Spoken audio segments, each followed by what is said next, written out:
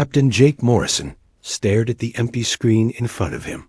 For 3 hours, his communications officer, Amy Carter, had been trying to reach the Zephyrian homeworld. Nothing came back. Not even static. "Still no response, Captain," Amy said. Her voice was quiet. She had been working on Earth ships for 5 years. She had never seen anything like this. Jake looked around the bridge of the UHS Discovery. His crew was small but good. Dr. Lisa Warren sat at her science station, checking the sensors again and again. Chief Engineer Ryan Blake stood near the back, arms crossed, watching the main screen with worried eyes. "Lisa, what do your sensors show?" Jake asked. Dr. Warren shook her head. "The planet is there. The cities are there. The orbital stations are there. But I'm not picking up any life signs." "Not one. That's impossible," Ryan said. "The Zephyrians have 12 billion people on that world. How can there be no life signs?" Jake had been asking himself the same question. The Zephyrians were one of the most advanced species in the galaxy. They had been talking to Earth for 20 years. They sent messages every day. Their trade ships visited human colonies every month. Now, nothing. "Take us closer," Jake ordered, "but keep our shields up." The Discovery moved toward the blue and green world below. As they got closer, Lisa's readings became more detailed and more frightening. "Captain, I'm seeing ships in orbit, but they're not moving. No power signatures, no heat. They're just drifting." Amy tried the radio again. "Zephyrian Control, this is the human ship Discovery. Please respond." Silence. They entered orbit around the planet. Through the main viewer, they could see the great cities of the Zephyrians. Tall silver towers that reached into the clouds. Massive bridges that crossed entire continents. Transport tubes that carried millions of people every day. All of it was there. All of it was dark. "Put me through to Earth Command," Jake said. Amy worked at her station. "Channel open, Captain." "Earth Command, this is Captain Morrison of the Discovery. We have reached the Zephyrian homeworld. Something is very wrong here."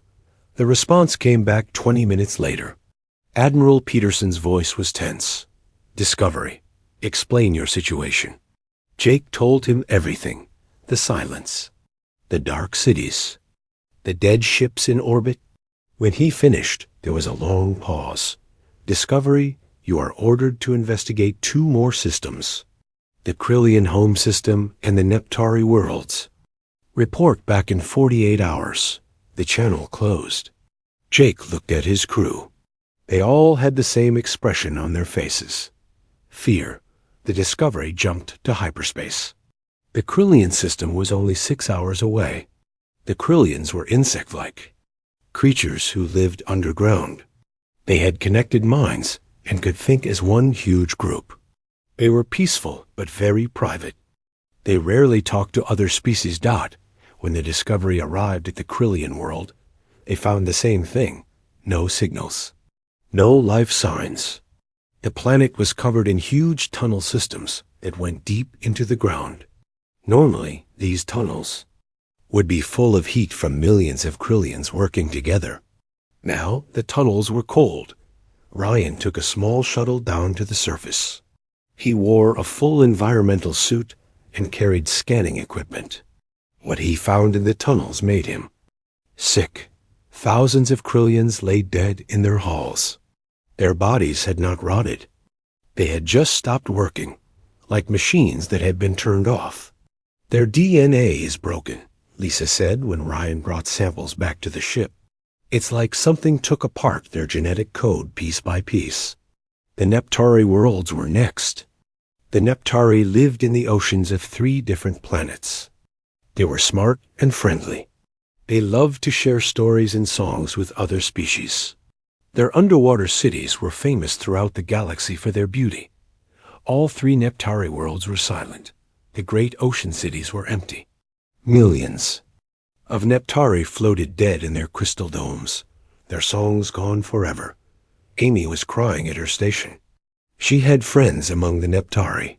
She had visited their worlds twice and learned some of their songs. What could kill all of them? She asked.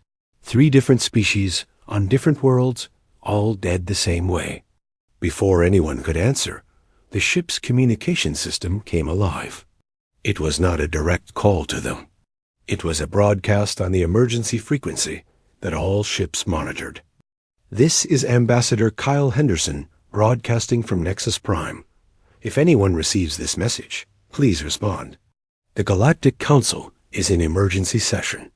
A plague of unknown origin is spreading through the galaxy. Every species it touches dies within days. So far, only humans appear to be immune. Jake felt cold. Henderson was Earth's representative to the Galactic Council. Nexus Prime was the capital world where hundreds of different species worked together to keep peace in the galaxy. The Altarians died 3 days ago, Henderson's voice continued. The Vorthans crumbled to dust yesterday. The council chambers are almost empty now. Whatever this plague is, it only affects non-human life. All technology is left untouched, but every living creature dies. The broadcast continued with technical details, but Jake stopped listening. He looked around his bridge at his human crew. They were all healthy. They had been in contact with 3 dead worlds and felt fine. We need to get to Nexus Prime, Jake said. Set course immediately. As the Discovery jumped to hyperspace again, Jake wondered if they were about to witness the end of galactic civilization. Every species they had ever known might be dead or dying. Every friend they had made among the stars might be gone. And somehow, impossibly, humans were the only ones left alive. The stars that had once been filled with thousands of different voices, singing in harmony, were now silent. Only human voices remained to echo in the vast darkness of space. Jake Morrison had joined the space service to explore the galaxy and meet new species. Now he might be exploring a galaxy of ghosts where humans were the only living things left to remember what had been lost. Ambassador Kyle Henderson walked through the empty halls of the Galactic Council building. His footsteps echoed in the silence. 3 days ago, these halls had been full of voices speaking in hundreds of different languages. Now he was alone. The council chamber was huge. It could hold representatives from 500 different species. Circle after circle of seats rose up toward the ceiling. Each section was designed for different types of beings. Some seats were filled with water for aquatic species. Others were heated for cold-blooded creatures. Some floated in the air for species that could fly. Now all the seats were empty, except for the human section. Kyle sat down at his desk and looked at the data pad in front of him. The reports kept coming in from across the galaxy. The Andromedans were gone. The Centaurans had died yesterday. The crystal beings from the Vega system had simply stopped glowing and cracked apart. Every day, another species disappeared forever. A door opened behind him. Dr. Marcus Chon walked in carrying a box of files.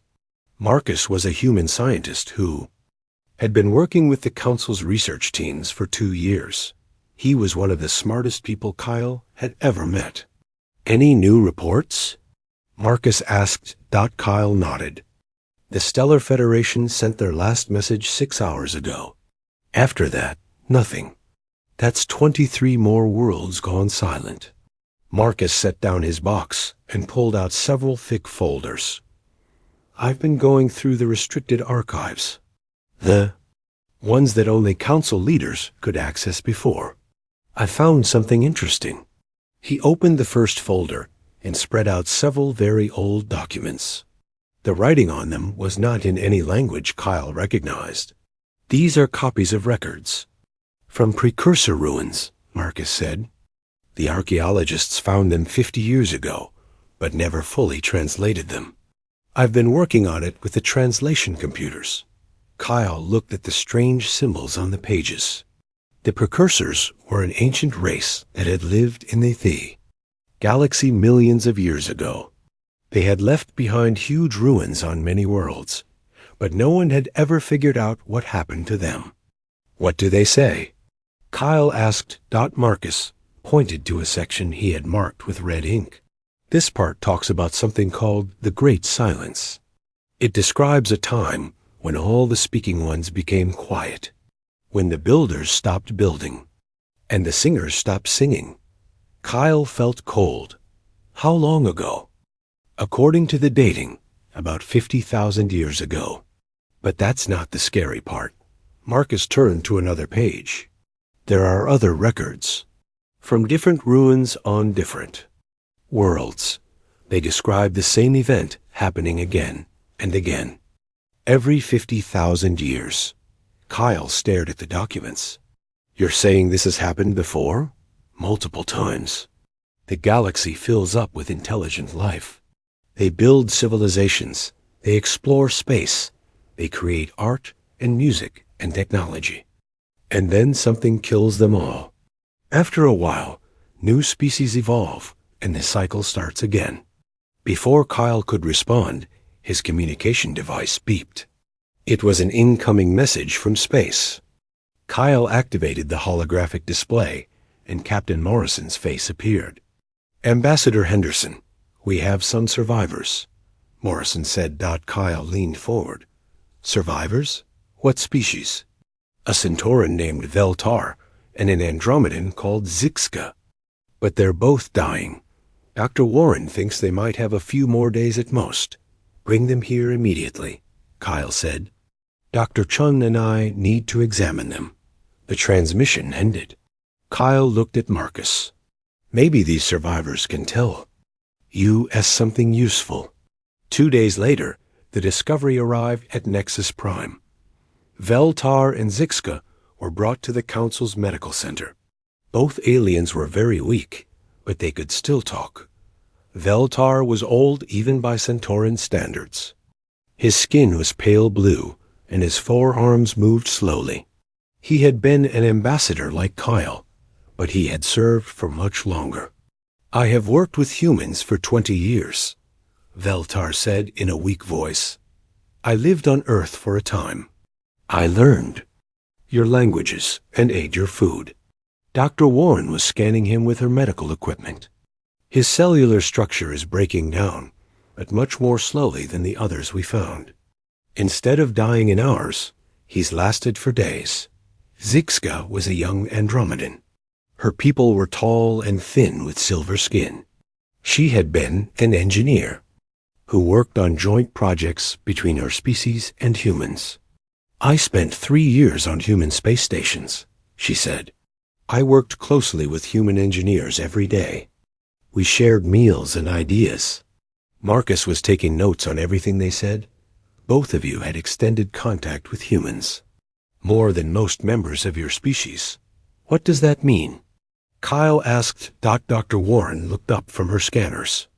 I think their exposure to human biochemistry gave them some resistance to whatever is killing everyone else. Not immunity, but resistance.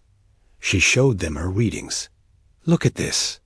Both of their genetic patterns show signs of interaction with human DNA. Not enough to change them, but enough to create some kind of protective barrier. Marcus was already working on his datapad, comparing the medical scans with the ancient records. The precursor documents mention something about this. They call it the marking.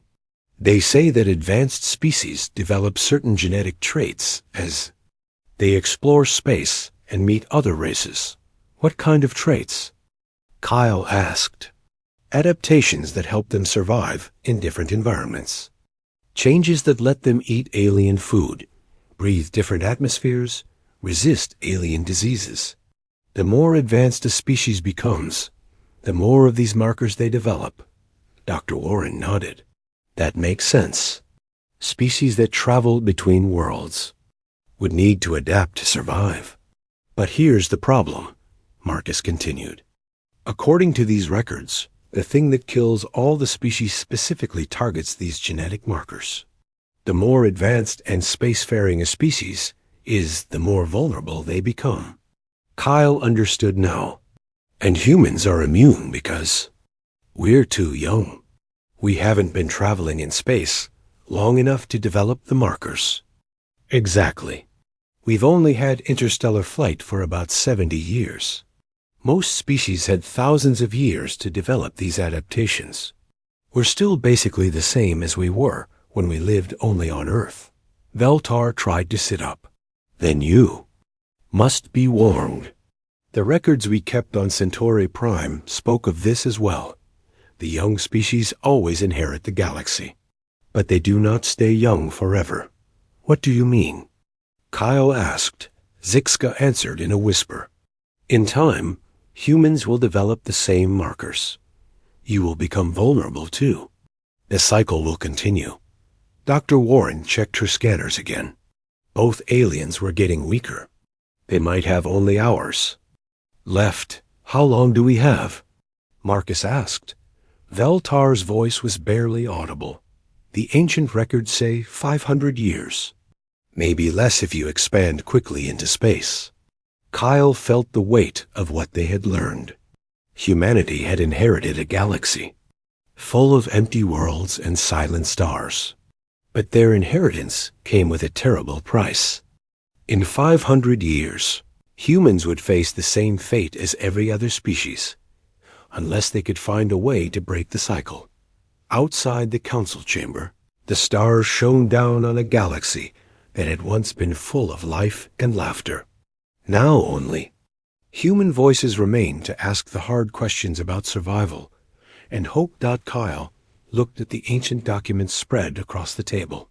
Somewhere in these old records might be the key to saving not just humanity, but the entire galaxy from repeating this tragedy again. Dr. Marcus Chun stood at the edge of the largest archaeological dig in human history. The planet Kepler 442c had always been strange. Ancient ruins covered half the surface, but no one had ever been able to get inside the main complex. Now, with most of the galaxy's experts dead, the human team was working alone to unlock its secrets. Dr. Rebecca Stone wiped sweat from her forehead as she watched her team use cutting lasers on the massive doors. Rebecca had been studying precursor ruins for 15 years. She had never seen anything like this place. The metal is unlike anything we've found before, she told Marcus. It's been sealed for at least 50,000 years, but it looks like it was made yesterday. Marcus nodded and checked his communication device. Ambassador Henderson had sent him here with a simple mission: find out everything he could about the plague's origins. The ancient documents they had found mentioned this place as being important, but they had not said why. The cutting lasers finally broke through. The massive doors opened with a sound like thunder. Cool air flowed out from inside, carrying a strange smell that reminded Marcus of electricity and old metal. The team entered slowly, their lights cutting through the darkness. The hallway was huge, big enough for ships to fly through.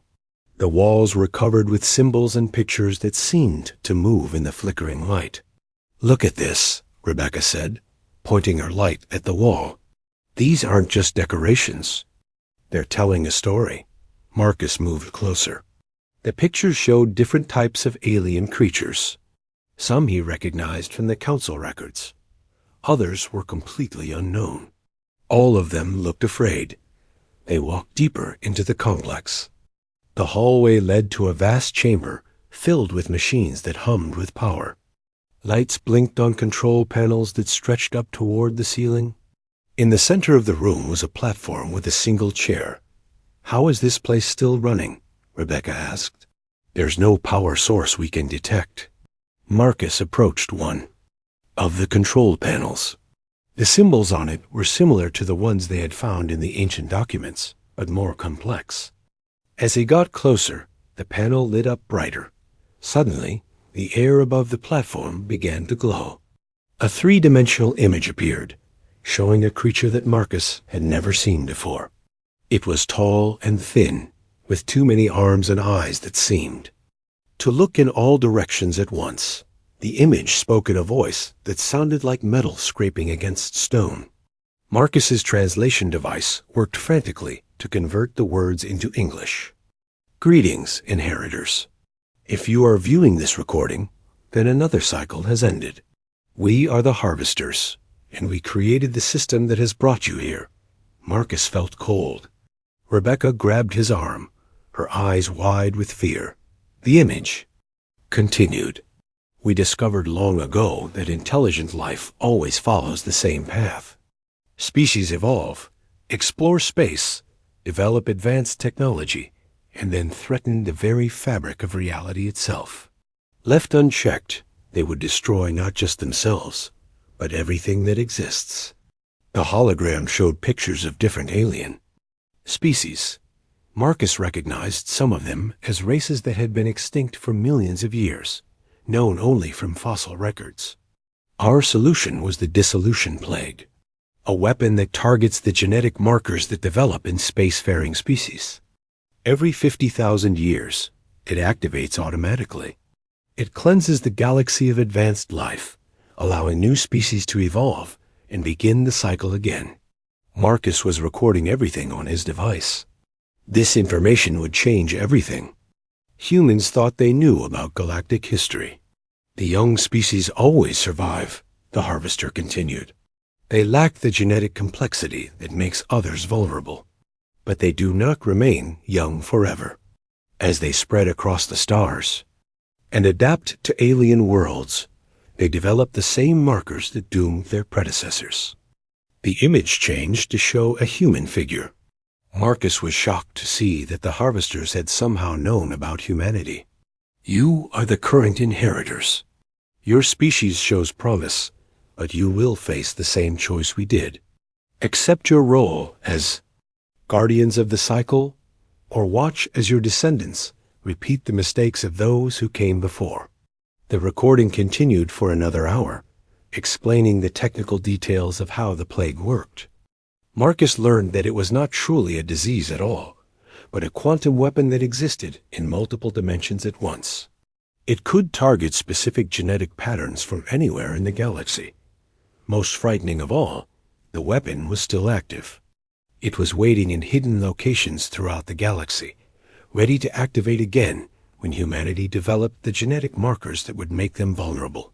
Meanwhile, Captain Morrison and his growing fleet were making their own discoveries. The UHS Endeavour had joined them, along with 2 other human ships. Together, they were documenting the ruins of galactic civilization. Morrison's communication device crackled to life. It was Dr. Lisa Warren, calling from the surface of an abandoned world. Captain, I've found something important. There are alien survivors here, but they're different from the others. Morrison looked at the main screen. The planet below had once been home to a species called the Deltans. They had been farmers and artists, known for their beautiful sculptures and peaceful nature. What do you mean different? Morrison asked. These Deltans are primitive. They don't have any advanced technology. They've been living in caves and hunting with stone tools. It's like they never developed space flight at all. Morrison thought about what Dr. Chun had told him about genetic markers. Are they immune to the plague? Completely. I've tested them. They don't have any of the genetic adaptations that spacefaring species develop. They're essentially still in their original evolutionary state. This was huge news. It meant that not all aliens were truly extinct. Hidden on remote worlds throughout the galaxy, primitive populations of various species had survived because they had never advanced beyond their home planets. Morrison ordered his fleet to begin searching for more of these hidden colonies. If they could find enough survivors, they might be able to help rebuild the alien civilizations that had been lost. But first, they needed to understand the full scope of what they were dealing with. Back on Kepler 442c, Marcus was studying the final part of the Harvester recording. The alien image had changed to show technical diagrams of the plague weapons control systems. The system is designed to be maintained by each cycle's survivors, the Harvester explained. They must ensure that the weapon remains functional for the next activation. They must also preserve the genetic samples of extinct species so that future cycles can restore them to life. Marcus realized what this meant. The Harvesters expected humanity to become the new guardians of galactic extinction. They were supposed to maintain the weapon that would eventually kill them and keep it ready to kill whatever species came after. The choice is yours, the recording concluded. Accept your role as caretakers of the cycle, or risk the destruction of all existence by allowing unchecked advancement to continue. The hologram faded, leaving Marcus and Rebecca alone in the ancient chamber with the weight of an impossible decision. Outside, the stars continued to shine down on a galaxy that had been reset countless times throughout history. Each cycle had produced new forms of life, new civilizations, new dreams and hopes. And each cycle had ended the same way, with young species inheriting the ashes of their predecessors. Now humanity faced the same choice that had confronted every previous inheritor species. They could accept their role as guardians of galactic genocide, or they could try to find another way. The decision they made would determine not just the fate of humanity, but the future of all intelligent life in the galaxy. Admiral Kate Johnson stood on the observation deck of what used to be the Galactic Council building. 6 months had passed since the plague ended, and humans were now spread across dozens of worlds. Kate had been promoted from captain to admiral. To help organize the biggest colonization effort in human history. Below her, the city of Nexus Prime was slowly coming back to life. Human families walked through parks that had once been filled with alien children. Human engineers worked to repair systems designed by species that no longer existed. It should have felt like victory, but Kate felt only sadness. The communication panel on her desk beeped. It was Captain Morrison, calling from the Outer Rim territories. "Admiral, we found 12 more primitive colonies," Morrison reported. "Deltans, Krillians, even some Zephyrians. They're all healthy, but they're living like their ancestors did thousands of years ago." Kate nodded. "How many survivors total now?" "About 50,000 across all species." "They're scared and confused. Most of them don't even remember that. Their people once traveled between stars." This was the hardest part of humanity's new role. These primitive aliens were like children who had forgotten their own history. They needed help, but Kate wasn't sure humans were the right ones to provide it. Dr. Andrew Price walked into the room carrying a thick folder. Andrew was a psychologist who had been studying the mental effects of inheriting an empty galaxy. His reports made for difficult reading. "The depression rates are getting worse," Andrew said, "especially among the colonists on worlds where the alien architecture is still intact. They can't stop thinking about all the people who used to live there." Kate sighed. "What do you recommend?" "Some colonists are asking to return to Earth. Others want to abandon the alien worlds entirely and build new colonies on empty planets. They say living in alien cities makes them feel like grave robbers." Before Kate could respond, another communication came in. This one was from Dr. Rebecca Stone on Kepler 442c. "Admiral, you need to see what we found," Rebecca said.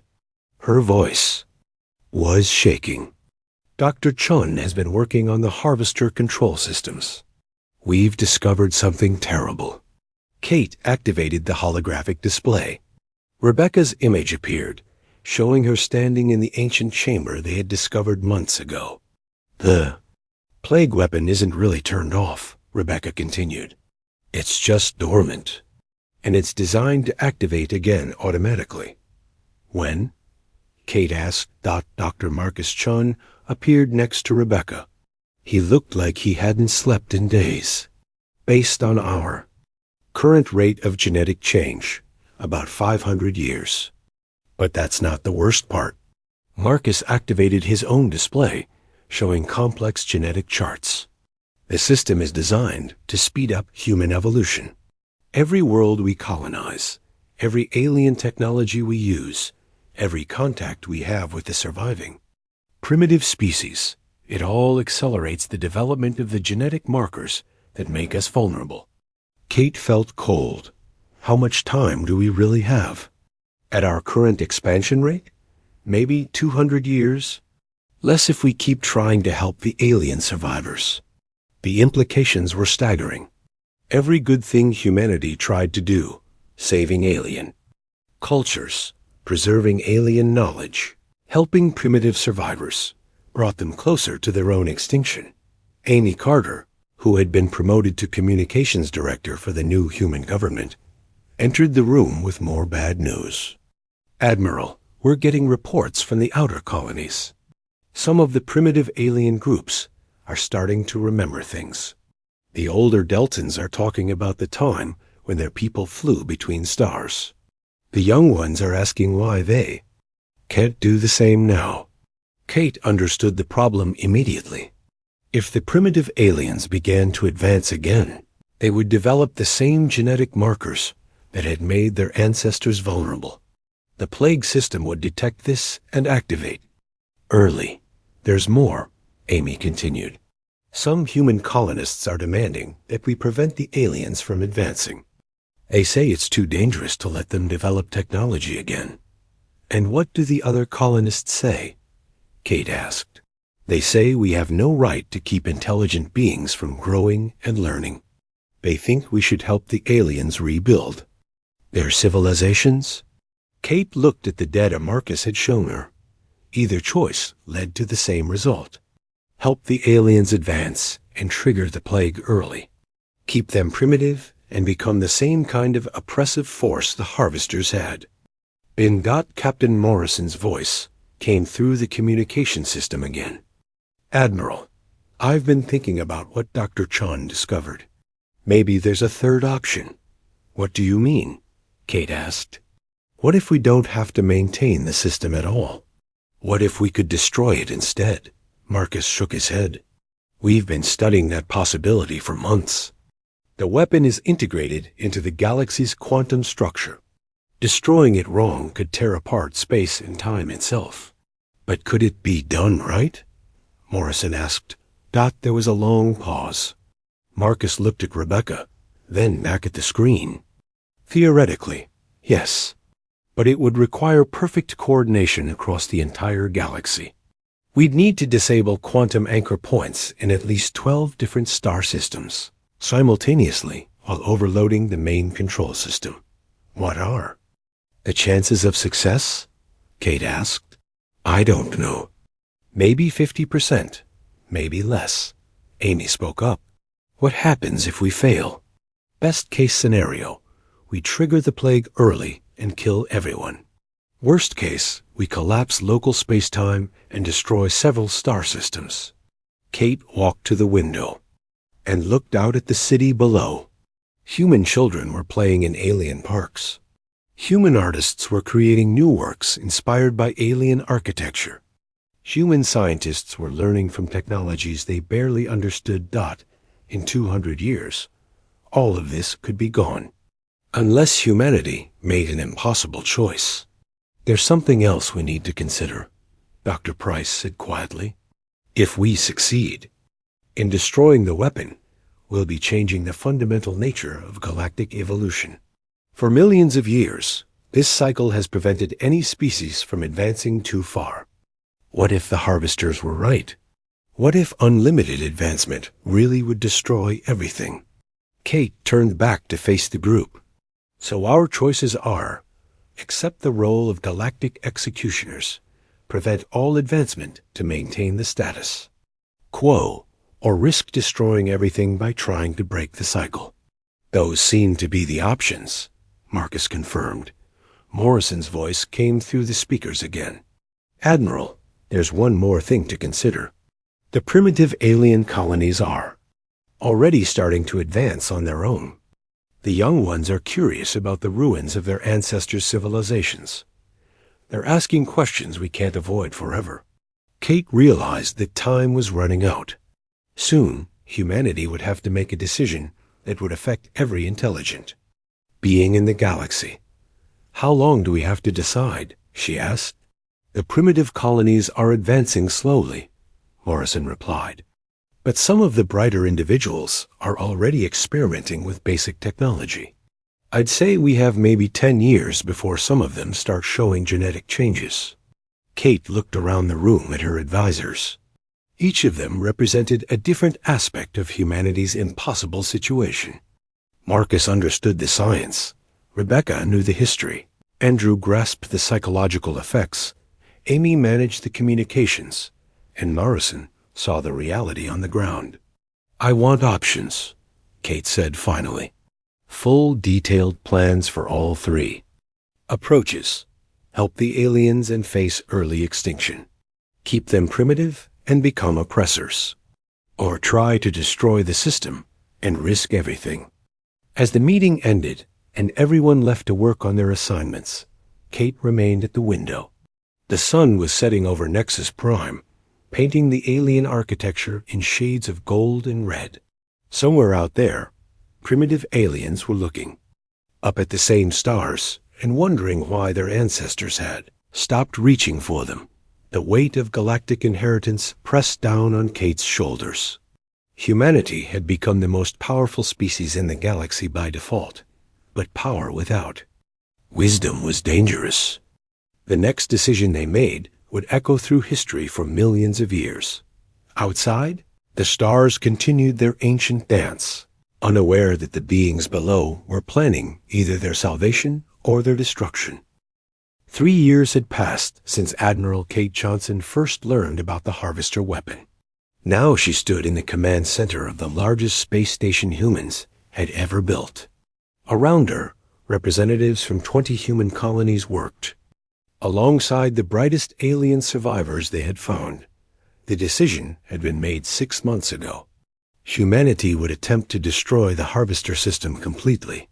It was the most dangerous plan in galactic history, but it was the only way to give all species a real future. Dr. Marcus Chon walked over to Kate with a data pad in his hands. He looked tired but determined. "The final calculations are complete. We've identified 12 quantum anchor points across the galaxy. If we can disable all of them at exactly the same time, the main weapon system will become vulnerable." Kate nodded. "How vulnerable?" "Vulnerable enough that Chief Engineer Ryan Blake's quantum resonance generators should be able to overload it, but the timing has to be perfect. If we're off by even a few seconds, the weapon will detect the attack and activate early."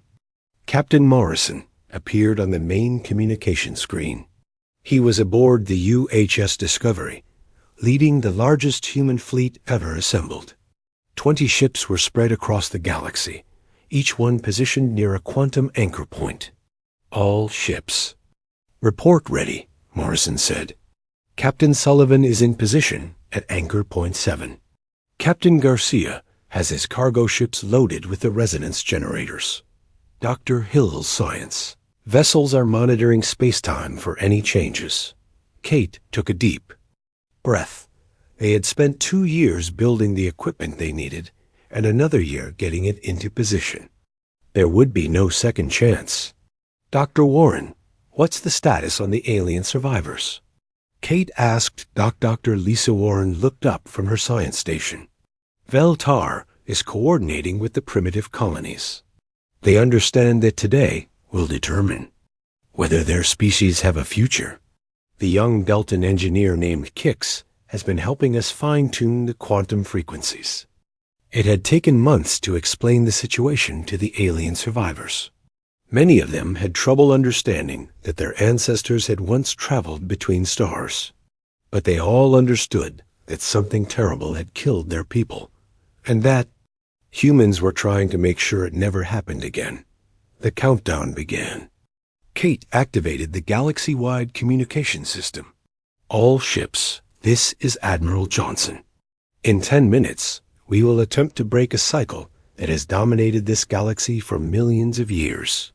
Whatever happens today, remember that we do this not just for humanity, but for every species that dreams of reaching the stars. Dr. Chun was monitoring the quantum anchor points from his position. Anchor point 1 is stable. All systems show normal readings. Captain Morrison's voice came through clearly. Discovery is in position at anchor point 12. We're ready. Kate looked around the command center.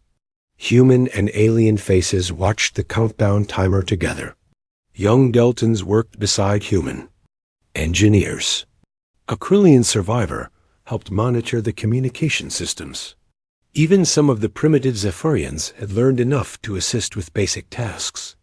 5 minutes to activation, Kate announced. Amy Carter, now serving as Director of Galactic Communications, was coordinating signals between all the ships. All vessels report green lights. Quantum resonance generators are charged and ready. Kate thought about the choice they were making. If they succeeded, the galaxy would be free to evolve naturally for the first time in millions of years. If they failed, they might destroy everything.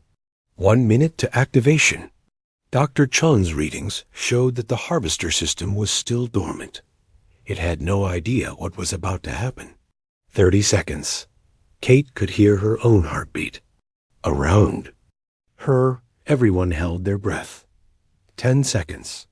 All ships prepare for simultaneous activation. 5, 4, 3, 2, 1. Execute.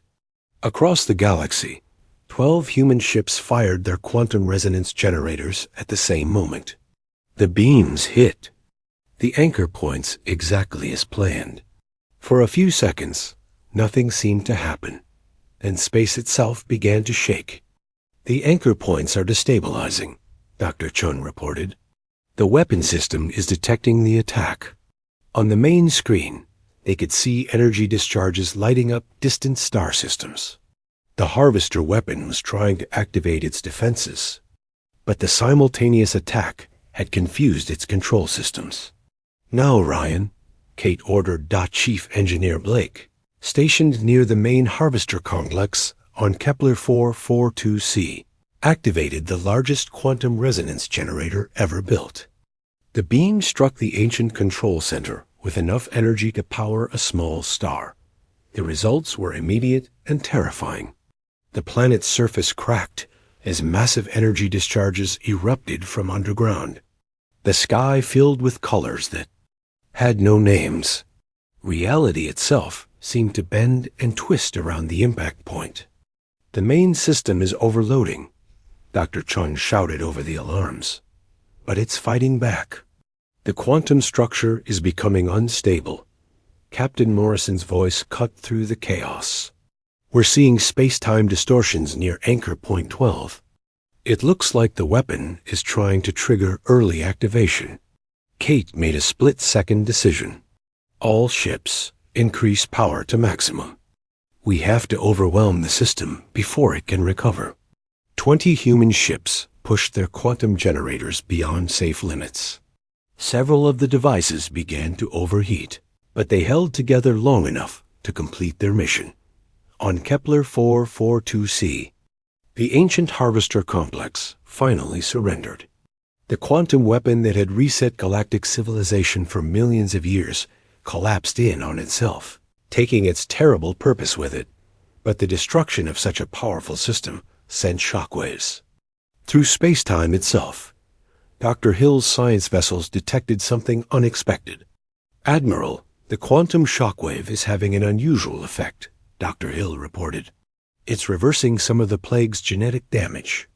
Dead alien cells are beginning to regenerate. Kate could hardly believe what she was hearing. Are you saying the plague can be reversed? Not completely, but partially. Some of the aliens who died recently might be revivable. The shockwave is repairing their damaged DNA. Across the galaxy, miraculous things began to happen. On dead worlds, alien bodies that had been preserved by the plague's strange effects began to stir. Not all of them came back, but enough to give their species hope for the future. Veltar, the old Centauran ambassador, was the first to make a full recovery. Within hours of the weapon's destruction, his health returned completely. The primitive alien colonies also began to show remarkable changes, as genetic memories locked away by the plague started to resurface. 6 months later, Kate stood in the same observation deck where her journey had begun. But now the view was very different. Below, Nexus Prime buzzed with activity from dozens of different species. Human children played alongside young Deltans and Krillians. Alien ships were arriving daily as scattered survivors learned that it was safe to travel between stars again. Captain Morrison had returned to explore the galaxy with a mixed crew of humans and aliens. Dr. Warren was working with revived alien scientists to rebuild lost knowledge. Dr. Chun was helping former primitive colonies redevelop their technology safely. Galactic Council had been reformed with representatives from all surviving species, both human and alien. Instead of the old system where advanced species dominated, the new council gave equal voice to everyone, regardless of their technological level. Ambassador Kyle Henderson, who had witnessed the darkest days of the plague, now served as the first president of the reformed Galactic Council. His first official act was to create a memorial for all the species that had been lost to the harvester cycle over the millions of years it had operated. But the most important change was the new Galactic Constitution. It contained a simple promise that every species agreed to uphold. Never again would advancement be limited by fear. Never again would one species have the right to determine the fate of all others. And never again would the galaxy accept that extinction was the price of progress. Kate smiled as she watched a group of young humans and aliens working together on a new space station design. They were the first generation to grow up free from the shadow of the ancient cycle. They would inherit a galaxy where every species could reach as far as their dreams would take them. The stars that had once been silent now rang with thousands of voices, speaking in hundreds of languages. The cycle of extinction had been broken, and the galaxy was finally free to discover what it could become when intelligence was allowed to flourish without limits. Outside her window, new ships were launching every day, carrying mixed crews to explore regions of space that had been empty for 50,000 years. The age of fear was over. The age of hope had begun.